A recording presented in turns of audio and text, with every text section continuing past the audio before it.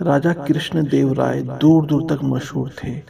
तेनालीराम ने भी राजा कृष्णदेव राय के चर्चे खूब सुने थे।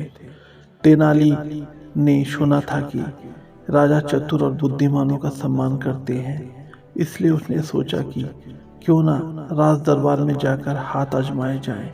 लेकिन इसमें एक अड़चन थी कि बिना किसी बड़ी मदद के वो वहां तक पहुंच नहीं सकता था। ऐसे में उसे किसी ऐसे व्यक्ति की तलाश थी जो उसे राज दरबार तक पहुंचा सके। इसी बीच तेनाली की शादी मगम्मा नाम की लड़की से हो गई। एक वर्ष बाद तेनाली के घर बेटा हुआ। इस दौरान तेनाली को पता चलता है कि राजा कृष्णदेव राय का राजगुरु मंगलगिरी नामक स्थान पर गया है। तेनाली वहां पहुंच जाता है और राजगुरु की खूब सेवा करता है और उन्हें महाराज से मिलने की अपनी इच्छा भी बताता है। लेकिन राजगुरु था बहुत चालाक। उसने बड़े बड़े वादे रामलिंग यानी तेनालीराम से किए और उससे खूब अपनी सेवा करवाई। इस बीच राजगुरु ने सोचा कि अगर कोई चतुर इंसान राज दरबार में आ गया तो उसका सम्मान घट जाएगा। इसलिए राजगुरु ने रामलिंग से कहा कि मुझे जब भी सही मौका दिखेगा मैं तुम्हारी मुलाकात महाराज से करवा दूंगा। इसके बाद क्या था, तेनालीराम राजगुरु के बुलावे का इंतजार करने लगा, लेकिन कई दिनों तक कोई खबर नहीं आई। इस बात पर कई लोग रामलिंग का मजाक उड़ाने लगे और कहते हैं कि भाई रामलिंग, विजयनगर जाने की तैयारी कर लो। इस बात पर तेनाली कहता है कि उचित समय आने पर सब हो जाएगा। लेकिन धीरे धीरे रामलिंग का राजगुरु पर विश्वास उठ गया और उसने खुद ही विजयनगर जाने का फैसला किया। वो अपनी माँ और पत्नी के साथ विजयनगर के लिए रवाना हो गया। यात्रा के दौरान किसी भी तरह की परेशानी आती तो रामलिंग राजगुरु का नाम ले लेता। रामलिंग ने अपनी माँ से कहा कि व्यक्ति जैसा भी हो लेकिन नाम ऊंचा हो तो सभी काम हो जाते हैं, इसलिए मुझे अपना नाम बदलना होगा।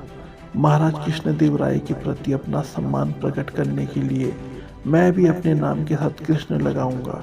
इस बात पर तेनाली की माँ ने कहा कि बेटा, मेरे लिए तो दोनों नाम बराबर है। मैं तुझे राम बुलाती थी और आगे भी इसी नाम से बुलाऊंगी। 4 महीने की यात्रा के बाद आखिरकार तेनालीराम विजयनगर पहुंच जाता है। उसे राज्य की चमक दमक देखकर बड़ा अच्छा लगता है। बड़े बड़े घर, साफ सड़कें और बाजार को देखकर वो दंग रह गया। इसके बाद वहाँ कुछ दिन ठहरने के लिए उसने वहाँ के किसी परिवार से प्रार्थना की। फिर वो अकेला राजमहल की ओर निकल पड़ा। वहाँ पहुंचकर उसने एक सेवन के हाथों राजगुरु तक संदेश भिजवाया कि तेनाली गांव से राम आया है। लेकिन सेवक ने वापस आकर बताया कि राजगुरु इस नाम के किसी भी व्यक्ति को नहीं जानते हैं। यह बात सुनकर रामलिंग को गुस्सा आया और वो सीधा राजगुरु से मिलने अंदर चला गया। अंदर पहुंचकर उसने राजगुरु से कहा कि मैं रामलिंग मंगलगिरी में आपकी सेवा की थी। लेकिन राजगुरु ने जानबूझकर उसे पहचानने से इनकार कर दिया। राजगुरु ने रामलिंग को धक्के देकर वहां से निकाल दिया। यह देख वहां मौजूद सभी लोग तेनाली पर हंसने लगे। तेनाली का इससे बड़ा अपमान आज तक कभी नहीं हुआ था। उसने मन ही मन इस अपमान का बदला लेने की ठान ली, लेकिन इसके लिए राजा का दिल जीतना जरूरी था। अगले दिन रामलिंग दरबार में पहुंच गया। वहां गंभीर विषय पर चर्चा जारी थी। संसार क्या है, जीवन क्या है, जैसे सवाल किए जा रहे थे। वहां मौजूद एक पंडित ने अपने जवाब में कहा कि संसार कुछ नहीं बल्कि एक छलावा है। हम जो भी देखते हैं या खाते हैं वो बस विचार है। सच में ऐसा कुछ होता ही नहीं, लेकिन हमें लगता है कि ऐसा होता है। इस पर तेनालीराम ने पूछा कि क्या सच में ऐसा होता है? उस पंडित ने कहा, यह बात शास्त्रों में लिखी हुई है और शास्त्र गलत नहीं होते।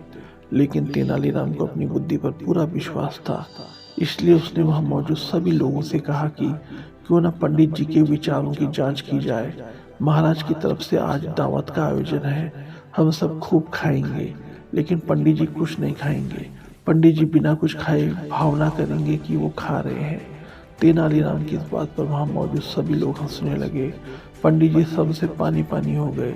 महाराज भी रामलिंग से बहुत खुश हुए और उसे स्वर्ण मुद्राएं भेंट की। इसके बाद राजा कृष्णदेव राय ने तेनालीराम को राज विदूषक का पद दे दिया। वहां मौजूद सभी लोगों ने महाराज के फैसले का स्वागत किया। फैसले की प्रशंसा करने वालों में राजगुरु भी था। इस कहानी से हमें ये सीख मिलती है कि किसी का भी अपमान नहीं करना चाहिए और ना ही किसी से झूठा वादा करना चाहिए।